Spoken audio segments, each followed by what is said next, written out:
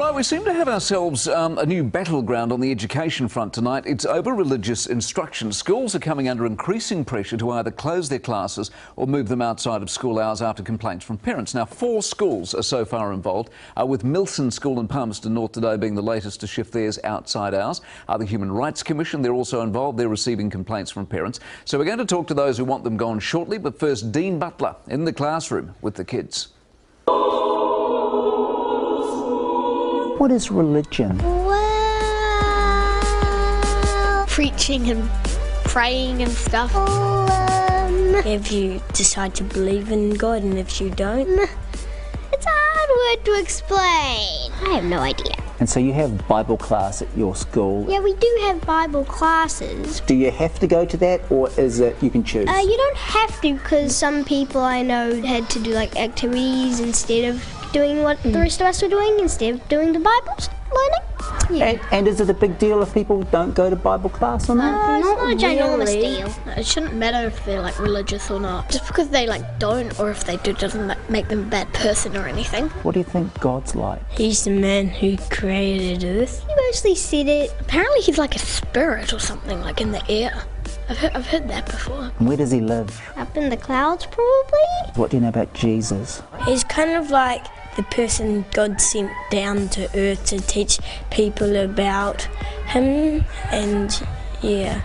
And then Jesus got lots of disciples, and then millions of people followed him around, and he did miracles, lots of other amazing stuff. We watched these videos in Bible and it was quite scary. Like People who were like blind and all you could see of their eyeballs was just like big white stuff, like they were like, Yeah, and then Jesus Zombies. It's freaky because there was a blind man and Jesus did this, and then moved his hand and the guy could see. It's freaky. What's the Bible? It's kind of about Jesus and talking about how the world started. Is it a long book? Yes, sometimes. Kids would mostly take like little short stories, but others can be like 15 pages long for one story if they're in a big Bible.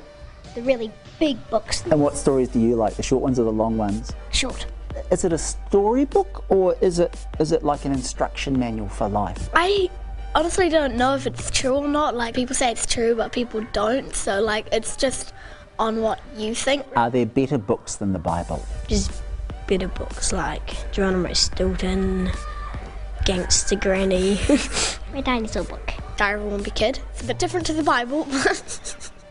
Yes, you can't argue with Geronimo Stilton. I know some people at home that would go along with that. Anyway, we did ask the Church's Education Commission, who run most of the Bible and school programs, to come and have a talk to us about this tonight, but their spokesperson is sick. So they gave us a statement that reads in part, "It is undemocratic and a loss to Kiwi kids if our classes are closed without a fair process." They also said the Secular Education Network is strategically pressuring boards into making rushed decisions by thrusting them into the media spotlight. So with us is David Hines of the aforementioned Secular Education Network. Good evening to you. Evening, Mike. The Milson decision today was the result of a solitary parent. I know you guys were involved, but a solitary parent's complaint. Why are parents hijacking what schools do? I don't think Belinda was hijacking anything. She made a protest. I talked to her a bit about how to prepare a media statement if she wanted to do it. She complained to her school board that last night the school board decided to have an emergency meeting today.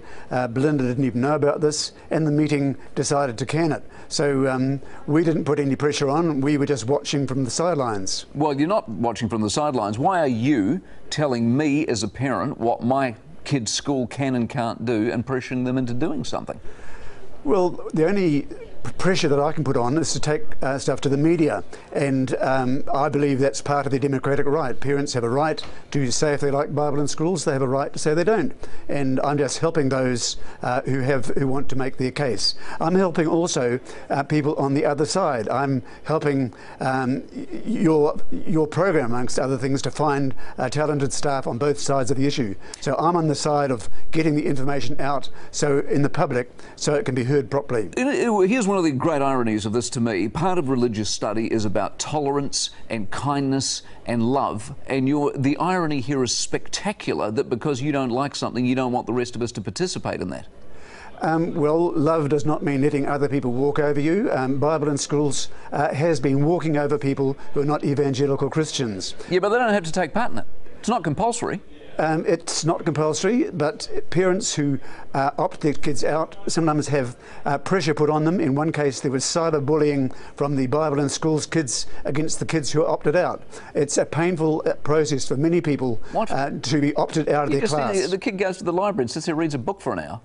Well, it would not worry me to have that happen. It would not worry you. It worries many, many children. Some people have moved to another school to avoid the kind of peer pressure that goes on when they opt out of Bible in schools. Isn't that part of learning in life? I mean, kids opt out of all sorts of subjects. When the kid comes in with a sprained ankle, doesn't do PE, you know what I'm saying. I mean, that's how kids learn. Yeah, they opt out for other reasons, but they don't opt out because their parents have got different beliefs. It's very painful for a kid to opt out because his father is an atheist. The kid is then in the position of having to say, sorry, my father's an atheist, he won't let me come. Yeah, so that's uncomfortable for the kid. The kid should not be the canon. Okay, so if you've got some sympathy for the kid, isn't that the problem with the parent? And why is the parent hijacking the school and therefore the kid's life by behaving that way? Why doesn't the parent get out of the school's life, let them educate the kid and get on with it? Well, the parents, the school, Milson School in Palmerston North did not have to go along with Belinda Lure, who objected. They could have said, we want to consider this thoroughly, we want to bring this up at our next board meeting. If the school had said that, I would have supported them. I would have said, yeah, give these guys a chance to consider all sides. The school got rushed, Belinda got excited, they made a hurried decision. I'm not recommending people make their decisions as fast as happened in Palmerston North today. People were caught on the back foot. I'm not happy about that. Yeah, but what a ridiculous situation, though. One parent, look what's happened. Well, in other schools, there have been lots of parents. At St Heliers School, there were about a dozen parents who protested. But once again, a dozen parents out of a school of hundreds. At other schools, it's a hijacking. Well, most parents don't express any opinion one way or the other. In most schools, parents are afraid to come out, parents on both sides. It's fairly rare to have a parent to protest. Tell you what, David, it's a good debate, though. David, I appreciate your time very much. David Hines of the Secular Education Network. Thank you. Do you think this debate would be different if these atheist parents, if their children were learning about a whole raft of different religions? I bet you. I tell you what, you know, you look at something like global warming. I bet you in schools at the moment there are parents who don't believe in global warming or climate change. They still learn about it. They still learn about it, and that's part of learning, isn't it? Part of learning is expanding your mind and working out for yourself what's right and what's wrong. I guess the argument here is, should they be learning about a diverse range of religions and not just one? That's the other part of it as well. That's the debate. Let us know what you think about this. It'd be good to get some feedback on it because it obviously has struck a nerve with a lot of people.